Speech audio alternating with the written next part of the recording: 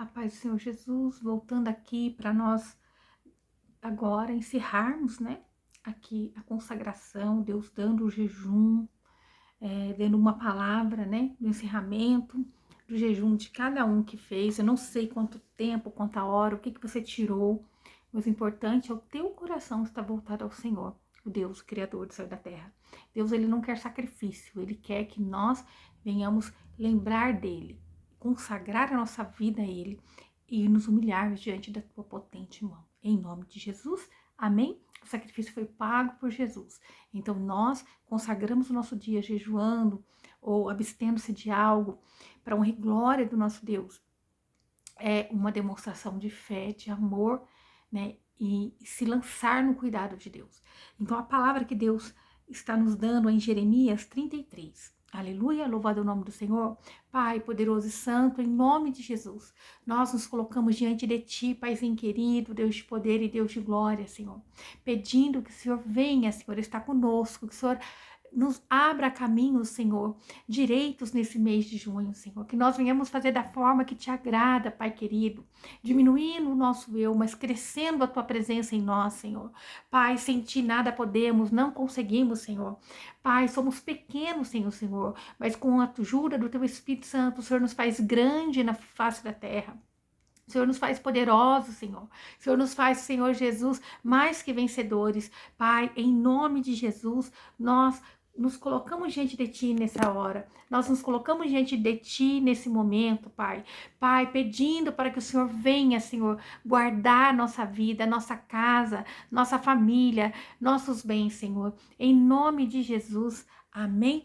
A palavra do Senhor em Jeremias 33 fala assim: E veio a palavra do Senhor a Jeremias, segunda vez, estando ele ainda encerrado no pátio da guarda, dizendo: Veja, Jeremias ainda estava em cativeiro, Jeremias ainda estava encarcerado, mas nem por isso Deus deixou de falar com ele. Talvez você possa estar pensando, mês de junho já é o sexto mês desse ano e até aqui nada mudou. Talvez você pode estar encarcerado como ali Jeremias, mas você não, teu espírito não pode estar encarcerado, você não pode estar paralisado espiritualmente, você tem que agir, você tem que buscar, né? Porque Jeremias, mesmo estando encarcerado, a fé dele não foi retida. A situação não definiu a fé de Jeremias. E no verso 2 diz assim: Assim diz o Senhor que faz isto, o Senhor que forma isto para estabelecer, o Senhor é o seu nome. Então veja, Deus, ele estava dizendo, né, que era ele, o próprio Deus, que ia estabelecer o que ele ia anunciar a Jeremias, era ele próprio que ia confirmar. E ele, o que ele disse a Jeremias? Clama a mim e responder-te-ei e anunciar-te-ei coisas grandes, firmes que não sabe. Então, Deus ali dizendo para, né, ali o povo clamar, para Jeremias clamar a ele, clama a mim e responder-te-ei e anunciar-te-ei grandes coisas, né?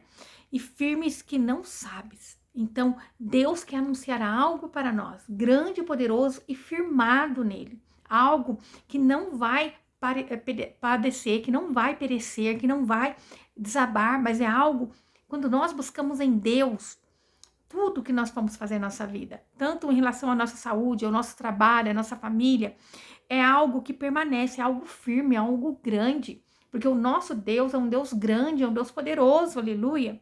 E no verso 4 diz assim: Porque assim diz o Senhor, o Deus de Israel, das casas dessa cidade, das casas desses reis de Judá, que foram derribadas com os seus trabucos e a espada. Então Deus, ele estava falando com um povo que tinha recebido a ira de Deus, que tinha ali passado por percas, um povo que tinham sido massacrados. Veja, estava falando com um povo, as casas, né, da cidade, né, de Israel ali, dos reis de Judá, até os reis, até os poderosos, tinham sido abatidos, que foram derribadas com trabucos e a espada. Deus estava falando com esse povo, que se encontrava assim, né? Estava nesse estado de calamidade. Talvez você possa estar assim, talvez você possa se encontrar dessa maneira, né? Mas veja o que Deus fala, quando nós buscamos a Ele, Eles entraram a pelejar contra os caldeus, mas para que eu os encha de cadáveres de homens que feri na minha ira e no meu furor, porquanto escondi o meu rosto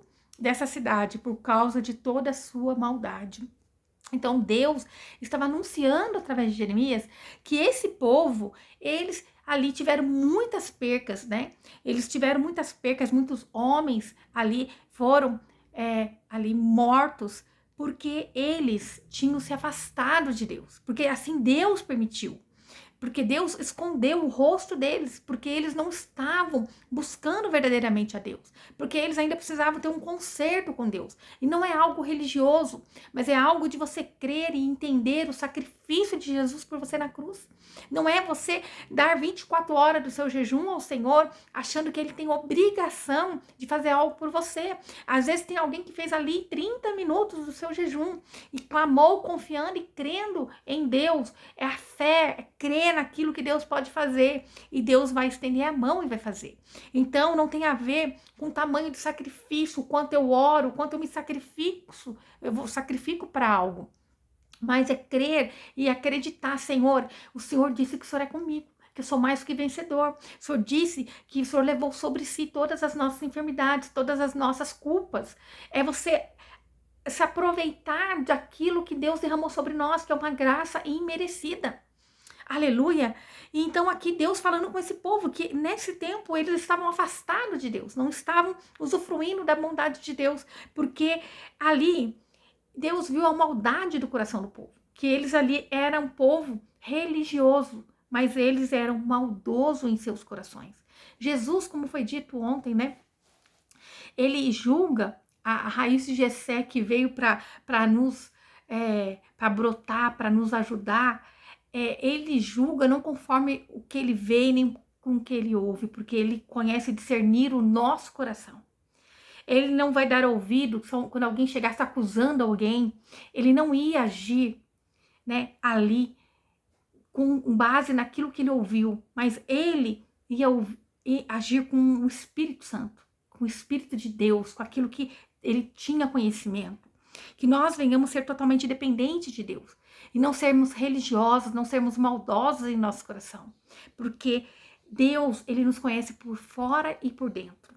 Veja, ó, eis que eu farei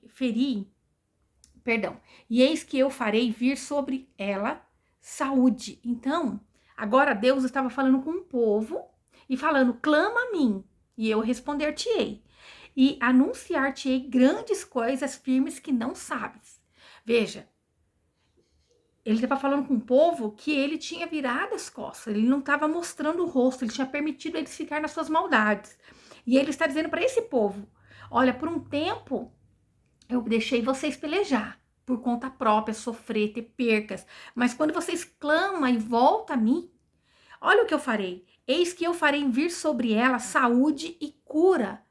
Na nossa angústia, no nosso pecado, quando nós caímos, quando nós erramos, quando nós cometemos alguma falha, quando nós estamos perturbados, quando nós estamos necessitados de uma cura, de algo, Deus está dizendo, clama a mim. Não é para clamar ao médico, ao vizinho, ao amigo, não é para pegar o telefone, não é para falar com as pessoas, é para clamar a Deus. Aleluia, né? E eu farei, ó, que ele diz no verso 6, e eis que eu farei vir sobre ela saúde. Você precisa de cura. Deus está dizendo, clama a mim, né? Saúde e cura. Então Deus, ele quer dar saúde e cura. A saúde Deus nos dá. Nós temos que cuidar dela. E às vezes quando nós não cuidamos, nós precisamos da cura, né? Então, e os sararei. Então Deus está dizendo, ele afirma que ele vai sarar todo aquele que clama a ele, que busca a ele. E lhes manifestarei abundância de paz e de verdade. Quantas pessoas está doente espiritualmente? Está doente porque não tem paz e não está na verdade que é Jesus Cristo de Nazaré. Então ele está dizendo que ele vai nos dar abundância de paz, abundância e de verdade. A verdade é que nós podemos tudo em Cristo Jesus, que ele já conquistou tudo por nós, que ele quer o nosso bem, ele quer nos tornar em excelência. Ó, e removerei o cativeiro de Judá e o cativeiro de Israel. Então Deus, ele quer tirar o cativeiro do seu povo. Ele quer tirar ali o cabresco, né? Quando o cavalo tem um cabresco que fica ali, ele quer que você seja livre, né? Que se você for ter um cabresco, que seja para olhar somente para a cruz, para Jesus, mas que você esteja firmado em Cristo Jesus. Aleluia! Ele quer que você seja ali livre, ele quer remover esse cativeiro. No dia de hoje, ele está falando para nós que ele não quer que nós permanecemos em cativeiro. Talvez até aqui, mês de junho, você esteve cativo. Deus não mostrou a face a você, você não viu as bênçãos de Deus, porque você estava rebelde, porque você estava afastado, porque você estava agindo de forma religiosa. E Deus está dizendo: clama a mim, eu sou o teu socorro. Aleluia. Ó, removerei o cativeiro de Judá e o cativeiro de Israel e os edificarei como no princípio. Aleluia. Então o Senhor está afirmando que além dele nos dar paz, ele vai de novo, ele falando aqui, ó, e removerei o cativeiro e os edificarei como no princípio. Deus quer que nós estejamos como ele criou no princípio, saudável, temente, né, dependendo do Criador. Que nós possamos nos voltar ao Senhor nesse mês de junho, crendo, confiando, lançando a nossa vida nas mãos daquele que pode todas as coisas. Que você não perca a noite de sonos preocupado com coisas, mas que você venha se derramar em Deus. Ó, e os purificarei de toda a sua maldade. Então Deus, ele quer tirar o cativeiro. Outrora nós estávamos cativos do mal. Agora não tem por que nós queremos voltar, estar nesse cativeiro, se Jesus já pagou o preço por nós na cruz. E ele diz que ele vai nos purificar de toda a maldade com que pecaram contra mim. Então Deus é quem vai ter misericórdia, é Deus quem vai nos purificar. Não é o homem, não é alguém, mas é o próprio Deus, o Criador do céu e da terra. Então nós temos que clamar pela misericórdia dele. E os perdoareis de todas as suas iniquidades, com que pecaram contra mim e com que transgrediram contra mim. Então Deus, ele está dizendo: olha, sou eu quem vou purificar vocês, sou eu quem vou limpar vocês de todas as iniquidades, em nome de Jesus. E esta cidade me servirá de nome, de alegria, de louvor e de glória entre todas as nações da terra que ouvirem todo o bem que lhe faço, espantar-se-ão e perturbar-se-ão por causa de todo o bem e por causa de toda a paz que eu lhes dou. Então Deus está dizendo: aquilo que era improvável aos olhos de muitos, sou eu quem vou pegar vocês, vou fazer vocês se tornar testemunha. Vocês vai servir de nome de alegria e de louvor, aonde vão ver e falar: ali vai um povo de Deus, ali vai um povo próspero, ali vai um povo que eu quero ser igual, ali vai um povo que tem a misericórdia do Senhor. É isso que Deus quer fazer de mim e de você, que nós venhamos ser testemunha. Ele é o maior interessado nas nossas bênçãos, ele é o maior interessado que nós sejamos prósperos na face da terra também. Não é só, né, na Nova Canaã, que nem às vezes você olha pessoas, Deus hoje falou de religiosidade, mas às vezes você olha pessoas que você vê que é cristã, né? Pela roupa delas, parece ser simples, mas só parece. Porque às vezes quando você vai olhar, vai cumprimentar, a pessoa desvia, ela olha para você como se você fosse nada, né? Ela não te vê como uma irmã em Cristo, porque você não está com as vestes que ela tem, você não está com o tamanho do cabelo que ela tem, você não, né? É aquela religiosidade que a pessoa, ela se santifica pela aparência, né? E é isso que Deus não quer. Ele não quer, ele quer pegar aquilo que é improvável. Esse povo, Deus está dizendo: vocês são um povo pecador, né? Eu não quero vocês na religiosidade de vocês, mas eu quero que vocês clamem a mim verdadeiramente. E eu vou pegar aquilo que era improvável, aquilo que por um momento eu rejeitei, para fazer vocês tornar uma bênção, para fazer vocês prosperar, para que vocês venham ser motivo de alegria e louvor para outros povos, outras nações, né? E todos vão ouvir o que Deus faz. Olha, aquele dali, ele era um pecador, um caído, mas olha o que Deus tem feito na vida dele. Olha o que Deus tem feito na vida dela, porque ela clamou pelo sangue do Cordeiro, porque ela clamou por Jesus lá na cruz, ela clamou por Deus, aleluia. E olha o que o verso 10 diz: assim diz o Senhor, neste lugar, né? nas cidades de Judá, nas ruas de Jerusalém, que estão assoladas, sem homens, sem moradores e sem animais, ainda se ouvirá a voz do gozo e a voz da alegria, a voz do noivo e a voz da esposa, e a voz dos que dizem: louvai ao Senhor dos exércitos, porque bom é o Senhor, porque as suas benignidade é para sempre, e dos que trazem louvor à casa do Senhor, pois farei que torne o cativeiro da terra como no princípio, diz o Senhor. Então Deus está dizendo, aonde era um lugar deserto, aonde era um lugar, né, abandonado, onde foi derrota, o próprio Deus, ele vai fazer ainda se ouvir nesse lugar. Talvez você pode estar nesse lugar em que você está tendo dificuldade, está com a saúde debilitada, está com falta de dinheiro, está passando por perturbação no teu casamento, na tua família, mas Deus está dizendo, clama a mim. Nesse lugar de vergonha, ainda vai se ouvir a voz de alegria, a voz de gozo, a voz, né, daqueles que clamam a Deus, porque eles recebem ali a resposta. Deus vai ouvir, Deus vai derramar, Deus vai tirar o cativeiro do meio do povo de Deus. Amém? Assim diz o Senhor dos exércitos, ainda neste lugar, Deus falando, que está deserto, sem homens, sem animais, e todas as suas cidades, né? E em todas as cidades haverá uma morada de pastores que fazem repousar o gado. Veja, quando fala de pastores e gado ali era uma das providências financeiras, né? Onde os pastores cuidavam daquele rebanho. Era uma fonte ali, os ovelhas.